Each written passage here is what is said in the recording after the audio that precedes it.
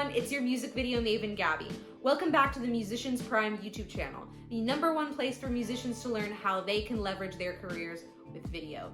Today's video is a very special one because we're going to be talking about my journey into music video and why I'm so passionate about teaching musicians about video today. This is kind of like the core reason of why Musicians Prime exists. So stay tuned, you're in for a real treat.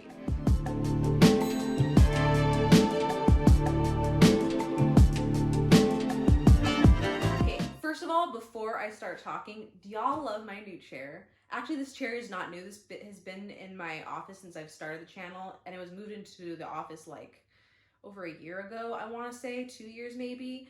And it just kind of sits there, and people, you know, I usually either have shit on it or my mom comes in to sit on it and talk to me while I'm working, but that's really it. And I figured, like, I was using my, you know, normally you see me sitting in my desk chair, and I was like, this is such a nice chair, like, why don't I use this for video? So this is the video chair now. And I figured, you know, since today we're gonna be talking a little bit about stories, you know, this is like a good one, you know, sit up and bring a pipe, you know, back in my day. Anyways, enough of this video is not about the chair, but I figured I'd just bring it up since, you know, you might notice something different. You're like wondering, like, why is there a weird looking chair? So today I wanted to talk kind of about my music video story. You know, as you get to know my work a little bit more, you know, and even I've gotten questions from people like, how did you get into music video? And I figure, you know, maybe it would be a good idea to make a video about this and, you know, just explain how I got into music video in the first place. So for those of you who knew me before the creation of Musicians Prime, you know that I am part of a clarinet quartet called 4Play Clarinet. We kind of made our claim to fame on YouTube by making really cool music videos that would showcase our original arrangements and compositions. And as of today, we have a combined total of over 41,000 followers on YouTube, Instagram, and Facebook.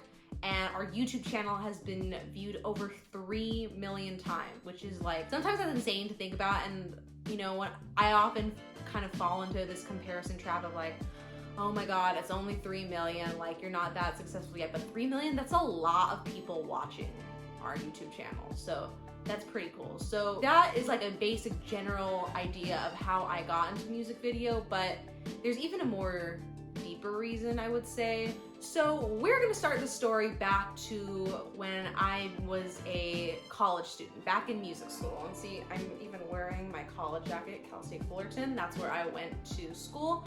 I got my bachelor's and master's in music. Overall, you know, it was a challenging experience, but I had a great time there. I learned a lot being Cal State Fullerton. I had a great experience. I met a lot of great people. But, you know, in the midst of my studies, you know, I went there to become a classical music performer. I wanted to, you know, and honestly, I just wanted to be a performer. I didn't care, you know, if there were more options to me other than being an orchestral musician or just being like a recitalist or a soloist, then I would have totally gone for that. I just wanted to play.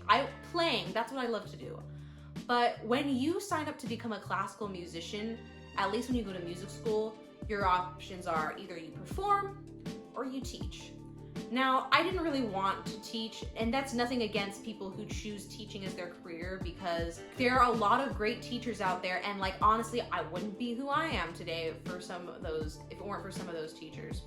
But, you know, teaching is just not something I'm passionate about, at least not teaching music in the capacity of K through 12 or even university level. Like, that is just not something that drives me crazy. But, you know, the only other option in music was to, you know, you perform in an orchestra, you perform on a soloist. So I took that path because I was like, well, if that's my only option, that's what I'm gonna go for. Even like going through that, I worked my ass off. I was like, you know, starting from my first year in undergrad all the way to my last year master's, I became one of the best clarinetists in the studio over time, you know, just as I grew and got better and better and better and worked my ass off. I got really good. I'm a really strong player. I mean, I'm still a really strong player, but like, just looking at my growth from that time in university, I was a really strong performer.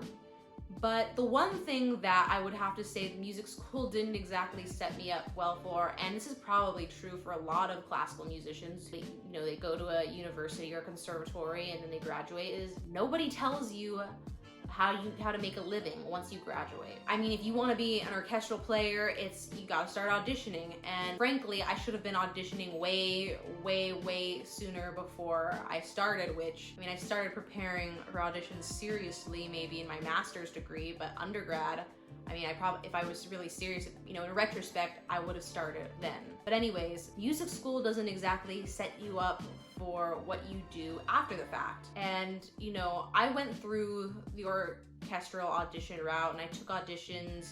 I auditioned for festivals, I auditioned for orchestras, I auditioned for like semi-professional orchestras, like we have American Youth Symphony and it's based in LA, so that was nearby for me. I auditioned, I got on the alternate list for that. But even being in that cycle, I just found myself in a place that was very hard, stressed, and depressed. And it was more of a mental beat down than anything. Like, I would just find myself in these toxic cycles of like, the only thing I would ever practice would be either Mozart and a list of 70 different excerpts maybe. I don't think I ever took an audition that big, but some of the clarinet auditions, there are that many excerpts on, maybe even more. I don't know, I haven't looked at those lists in a while, but you'd have to be and these were not easy. Obviously orchestral excerpts, they're meant to test you on the most difficult aspects of playing your instrument. Because if you can't do that, how are you going to play any of the other pieces that they give to you in the orchestra, right? But I just found myself in this toxic cycle of constantly practicing, and if I didn't get enough, my 4 or 5 hours a day in, I would throw a fit, and I would just see myself, maybe a week out, making mistakes that I wouldn't make, and I'd just have like a nervous breakdown. I would snap at people constantly because I was always in a bad mood, and then by the time I go to the orchestral audition, I wouldn't get the job, I didn't get accepted, I got rejected, and I just found myself constantly being depressed. And in particular, in between those moments of not practicing for audition, I just did not have the will to pick up my instrument. There was that, and also it's like, well, what do I practice if I'm not practicing for an audition? And I just lost the will to pick up my instrument. I was just so depressed. I was just sick of looking at my clarinet, and I was like, fuck this fucking sucks. And that was getting me really down a lot, just because I felt like that was the only way I was ever gonna have a career. Freelancing was already hard enough to get into. If you're watching this in real time, obviously we have the coronavirus problem happening, so nobody's playing gigs right now. But LA is full of clarinets. We're oversaturated with clarinetists that live here. Partially because there's 2 really good, amazing clarinet studios, arguably 2 of the best clarinet studios in the country in LA, and so all the clarinets and their mom want to come.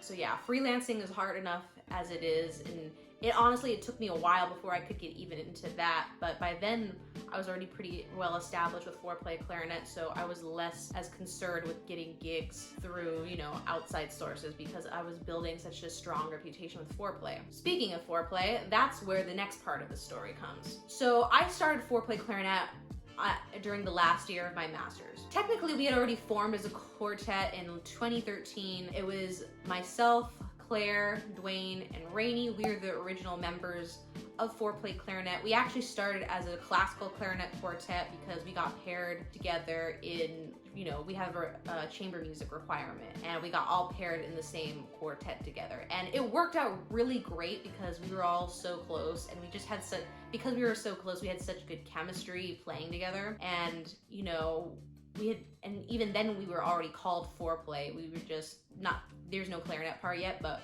our teachers said we had to come up with a name for our quartet, and that's what we named it. Anyways, fast forward to fall 2015. At that point, some of us had kind of gone our separate ways.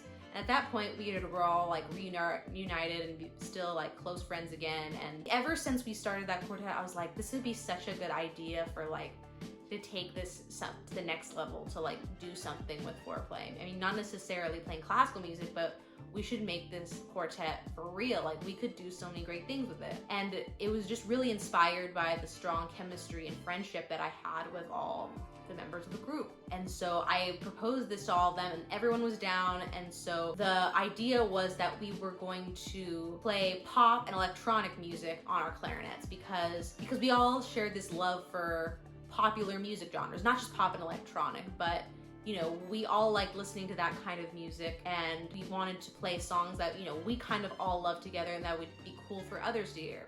So we started out, we got a friend of ours to arrange the first song because none of us knew anything about like arranging at that point or had ever tried anyways. And then we got another friend from school who offered to do the music video for us for free. We had come up with this idea, why don't we make it into a music video? And that was like probably the biggest part, because who wants to do a music video for clarinet on pop music? That was really not something very heard of, and no one had done that before in the clarinet community, just because, let's be honest, the classical clarinet community is not very interested in pop and electronic music, not like we were. But anyways, we were really excited about this idea of doing a music video. We went all the way out to this place called the Amboy Salt Flats, which, if you're familiar with California, there's LA, and then if you go maybe like a couple hours southeast, two and a half hours southeast, you'll hit to a place called Joshua Tree.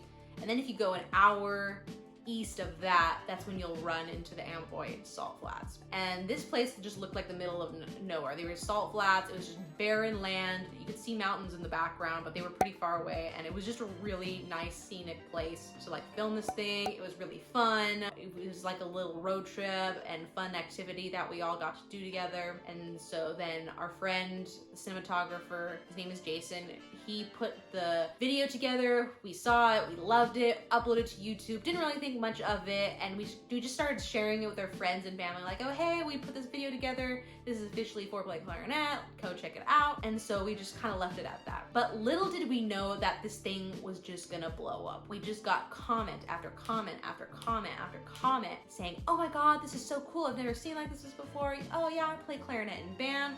We got like swarms of kids saying like, oh yeah, I played clarinet in band, or I want to do clarinet as a music major, or this and that. And we were like, oh my gosh, like we're on to something. And I mean, it made sense because there was not really anything like that for clarinet on YouTube. So we decided to make another one, and then we made it, and that one was a hit too. And then we made another one, and another one, and another one. And I mean, eventually, if you know Foreplay Clarinet now, we've shifted members. We've had a couple member changes from the original group. Only Claire and I remain as the founding members of that group. But the YouTube channel and our music videos have become such a big success and such a huge following that now people not just online knew my name, lots of people in the clarinet community knew my name. I mean, I've had like well-renowned orchestral musicians like the principal of the New York Phil, Anthony Miguel, and the principal of the Met, Anton Rist, come up to me and say how much they love our group and how much they're like huge fans of ours. And, like, these guys are just like,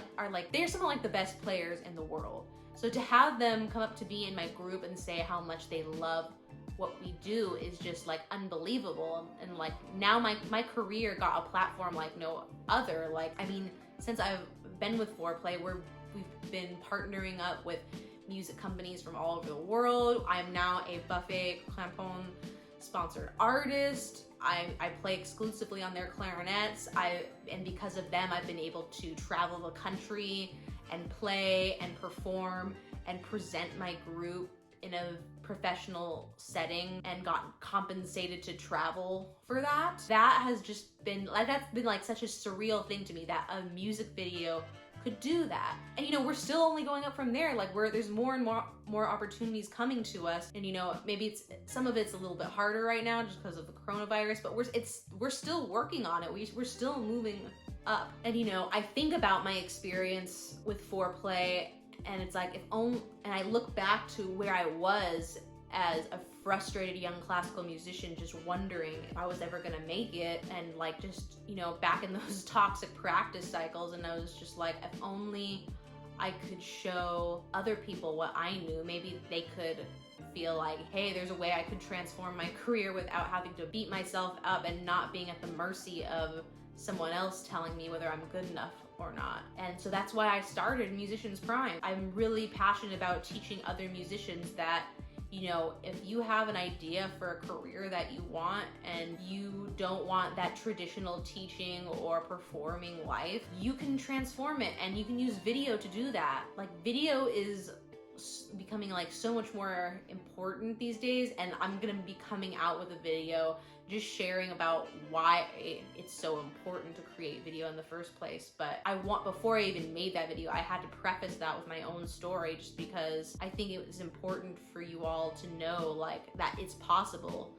You know, seeing what I was able to do, if people could see what I did for myself, the very least I could do is just give them the feeling like, yeah, I could do it too. So that's why we're here, and that's why I wanted to make this video. If there's anything that I can do to help you get there, and if I can teach you how to create videos as successfully as I have with my quartet, then I'm in. Like, that's what I want to do that. And I mean, I love making music videos. That was another thing that I discovered out of, you know, working with the group. I love creating music videos. It's such a fun process for me. I love all the aspects. Yeah, sometimes there's frustrating parts and it gets difficult, but if I could be doing anything else besides playing music, it would be in that. I enjoy it so much. Anyways, thank you so much for watching this video. I hope that maybe you got something out of my story, and, you know, maybe walking away feeling